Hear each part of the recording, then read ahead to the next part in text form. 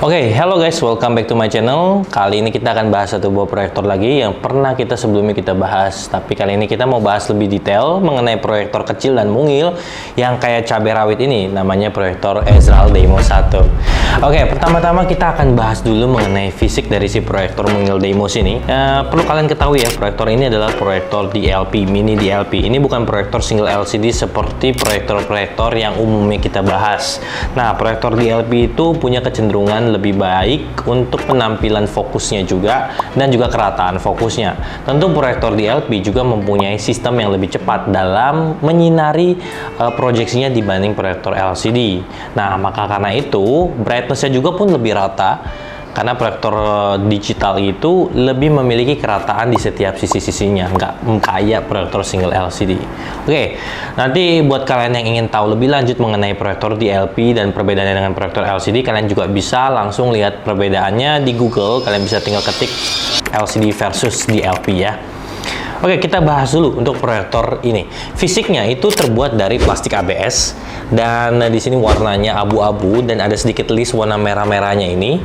Dan si proyektor mungil ini dia punya lensa, yaitu sudah menggunakan glass juga, dan dia ada tombol fokusnya yang masih manual di sebelah kanan nih ya, bisa kalian atur sendiri pakai jari. Ini tinggal kalian maju mundurin, dan di sebelah sisi dari kiri si proyektor ini terdapat buat output untuk audio dan juga untuk tombol powernya di sebelah kiri. Nah, sedangkan di bagian sisi belakangnya ya terdapat buat output speakernya, dan juga ada satu port USB dan ada satu port HDMI, dan juga untuk DC atau power in-nya. Karena dia udah menggunakan adapter, dan tentunya proyektor ini juga telah built-in battery, dimana kalian nggak harus selalu menggunakan power cable-nya, tapi kalian juga bisa langsung gunakan proyektor ini berdiri sendiri tanpa menggunakan power cable karena sudah ada built-in baterainya. Nah, uniknya di proyektor kecil ini juga di atasnya terdapat yang namanya fitur touch panel, dimana kalian bisa atur volumenya, gedein dan kecilin, juga ada bisa buat pengaturan kursor, back, home, dan juga untuk pengaturan settingnya. Dan di bagian bawah dari si proyektor terdapat kaki-kaki karet yang tujuannya biar anti-slip, jadi proyektornya ini nggak mudah gerak-gerak, dan di bagian tengahnya ini terdapat untuk tripodnya. Dan dalam bundling pembeliannya kalian juga udah mendapatkan satu buah tripod mini yang berbahannya aluminium ya, jadi lumayan bagus lah dalam bundlingnya. Untuk harga di range di bawah 3 juta, ini produk ini udah sangat lengkap kelengkapannya. Dan di bagian depannya, sisi depannya ada tulisan brandnya di bagian bawah depan, dan ada juga ada tulisan smart projector di samping sisi kiri lensa. Oke, kita lanjut sekarang membahas tentang fitur-fitur utamanya. Proyektor ini native resolution-nya itu 480p. Jadi untuk proyektor DLP itu memang punya kecenderungan proyeksi yang baik. Akan tetapi karena memang proyektornya ini cukup mahal, rata-rata untuk range di bawah 5 juta itu 480p, dan rata-rata untuk di bawah 10 juta itu bisa sampai 720p. Jarang ada yang 1080p, walaupun memang kalau nggak salah ada dari proyektornya ViewSonic ya. Itu kalau nggak salah di harga 9 sampai 11 juta itu yang 1080p kalau nggak salah. Oke, kita lanjut lagi.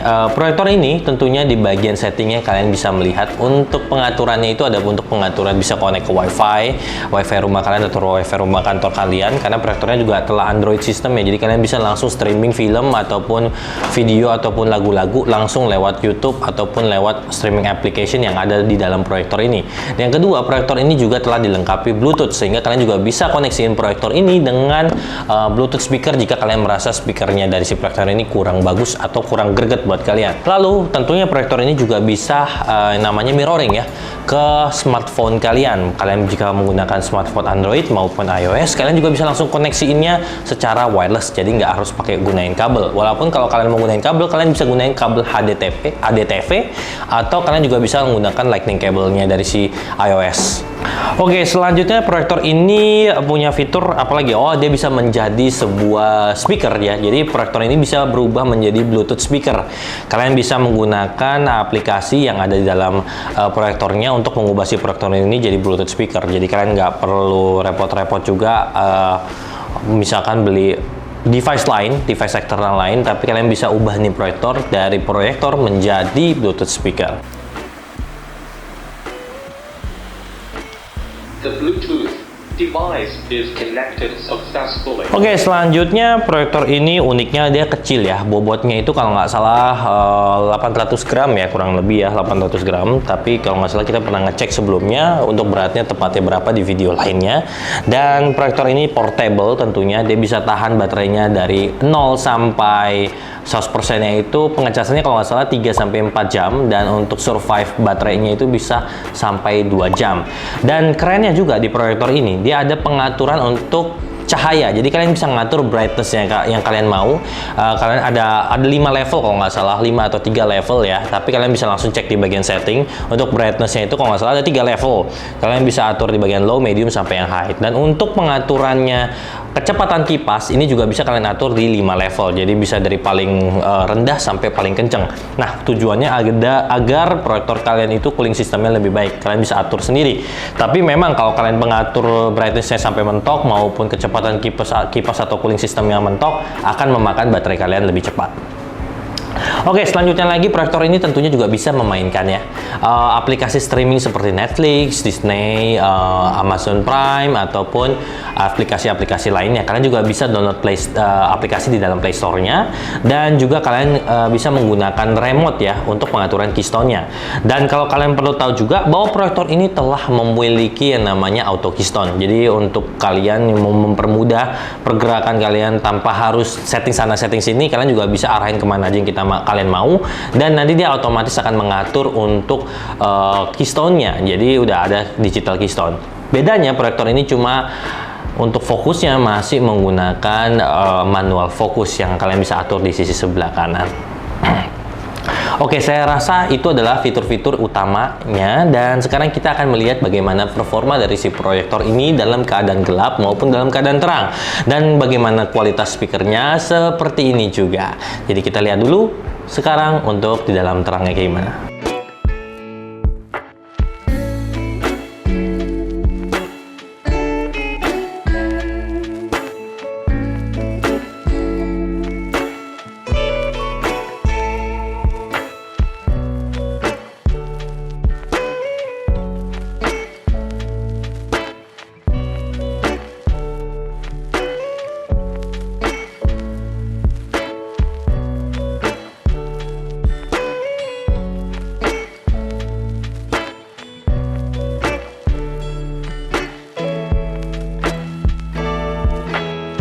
Oke, kalian udah lihat dalam keadaan terang, walaupun dalam indoor ya, ini nggak bisa dipakai buat outdoor karena cuma 150 ANSI, jadi penggunaannya tetap dalam indoor.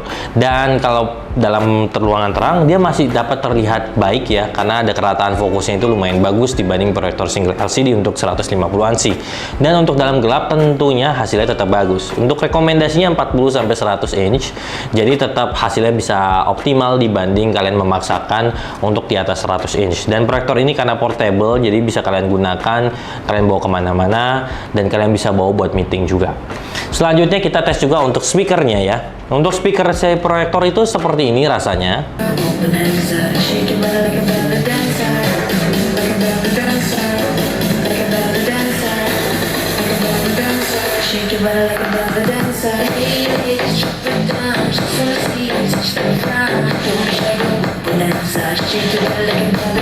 Hasilnya udah cukup bagus ya. Jadi kalian udah merasakan bahwa hasilnya dari speaker proyektor ini udah cukup bagus. Tapi buat kalian yang kurang puas, kalian tentunya bisa ada pilihan lain, yaitu koneksiin secara Bluetooth maupun secara kabel ke si proyektor ke eksternal device kalian ya. Oke, selanjutnya kita akan melihat juga bagaimana kebisingan dan suara dari si kipas saat di level 1 sampai level 5. Level 1,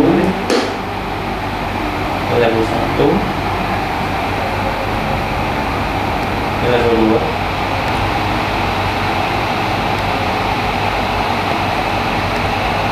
level 3,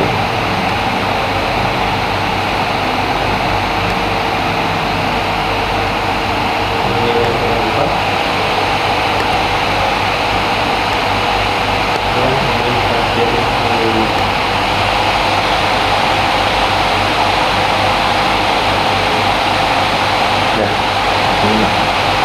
Oke, jadi saya rasa performa dari proyektor ini secara proyeksinya, secara speakernya, habis itu secara touch panel dan kebisingannya, proyektor ini kategorikan proyektor yang cukup bagus ya untuk harga di bawah 3 juta ya, termasuk proyektor yang murah dengan cover garansinya 1 tahun. Kalian juga bisa untuk proyektor ini dibawa kemana-mana karena udah built-in baterai juga, jadi banyak banget fitur tambahan untuk proyektor mungil seperti ini. Dan dalam bundlingnya juga kalian udah mendapatkan satu buah tripod dan mendapatkan remote-nya juga. Proyektor ini dapat dikategorikan proyektor yang worth it ya kalau misalkan kita lihat dari performanya. Dan buat kalian yang ingin beli proyektor seperti ini, kalian bisa cek di bagian link deskripsi kita di bagian bawah, atau buat kalian yang ingin bertanya kira-kira nih proyektornya apalagi yang perlu kita jelaskan, tinggal kalian info aja di kolom komentar, atau kalian bertanya aja langsung di kolom komentar, nanti kita bantu jawab secepatnya. Dan buat kalian yang ingin lihat reviewnya mengenai proyektor-proyektor lain, kalian juga bisa untuk subscribe dan tekan tombol lonceng untuk selalu tahu notifikasi terbarunya. So, saya Erik Indra mengucapkan terima kasih dan mohon maaf jika ada salah kata, and see you in the next video.